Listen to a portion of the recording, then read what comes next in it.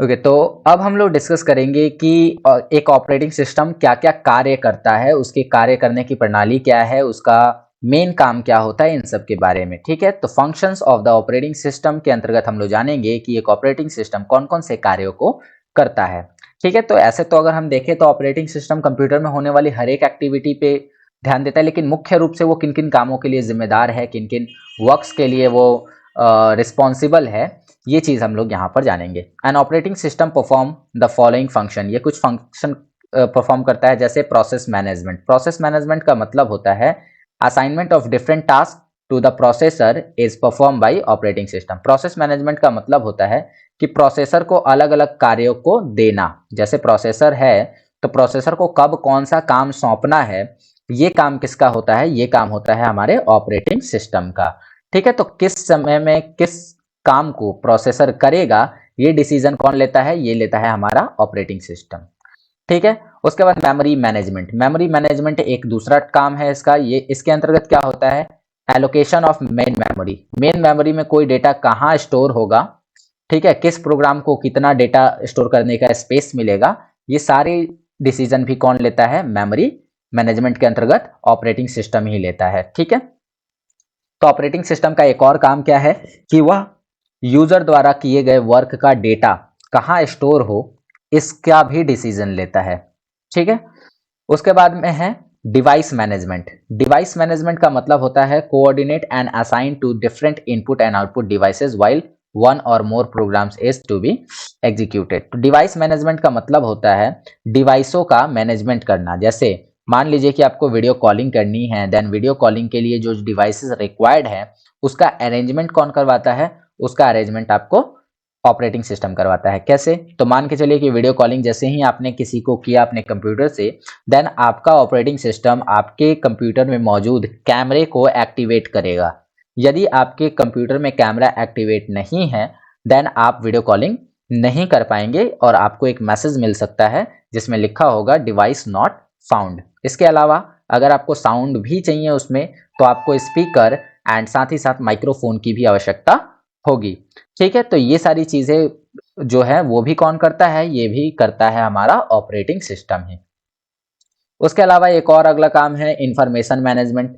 इसका मतलब क्या होता है? स्टोर ऑफ इंफॉर्मेशन और files on various storage devices. अलग अलग डिवाइसेस में अलग अलग डिवाइसेस में फाइल्स को, इंफॉर्मेशंस को स्टोर करना, वहां से उनको रिट्रीव करना, एक जगह से दूसरी जगह भेजना, ये उनका नाम बदलना, लिखा है ना, चेंज, मॉडिफाई, टेक्स्ट एडिटर, जो भी काम आप कर रहे हैं अपने कंप्यूटर में उन सब को हैंडल करना है इंफॉर्मेशन मैनेजमेंट। मान लीजिए कि आपने कोई फाइल बनाया, तो वो फाइल किस लोकेशन पे सेव है, उस फाइल के अंदर कौन कौन से डेटा आपने डाल रखे हैं, वो फाइल कब क्रिएट हुआ था, किस लोकेशन पे, कहाँ से उसको कहाँ ट्रांसफर करना है, सारी चीजें जो है ऑपरेटिंग सिस्टम के ही अंतर्गत, मतलब ऑपरेटिंग सिस्टम की निगरानी में ही होती हैं।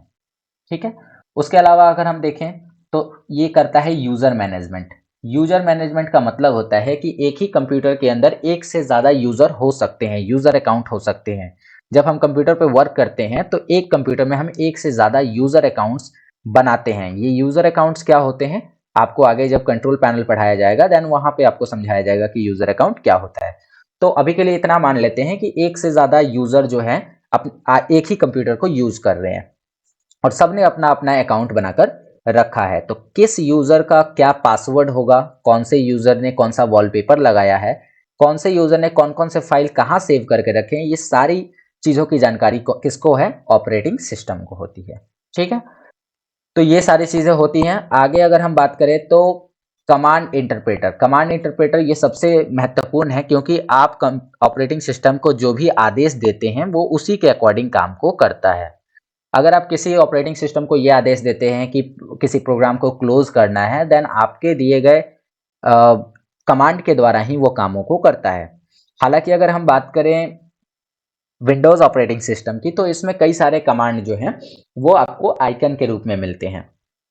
लेकिन अगर हम बात करें डॉस की, तो डॉस के अंदर हर चीज को आपको लिखना पड़ता है। अब मान लीजिए कि डॉस के अंदर एक कमांड होता है एग्जिट। एग्जिट कमांड लिखने पर आप डॉस प्रोग्राम को बंद कर सकते हैं। तो अगर आपने लिखा एग्जिट और दबाया एंटर, तो ये कमांड का क्या मतलब हुआ, ये ऑपरेटिंग सिस्टम डिसाइड करता है और उसके अकॉर्डिंग काम को करता है।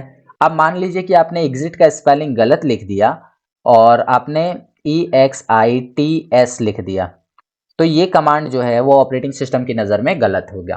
तो गलत होगा तो इसकी जानकारी कौन देगा आपको कि ये कमांड गलत है? तो ये भी ऑपरेटिंग सिस्टम ही चेक करेगा और फिर बताएगा कि आपने जो कमांड डाला है वो कमांड क्या है, गलत है।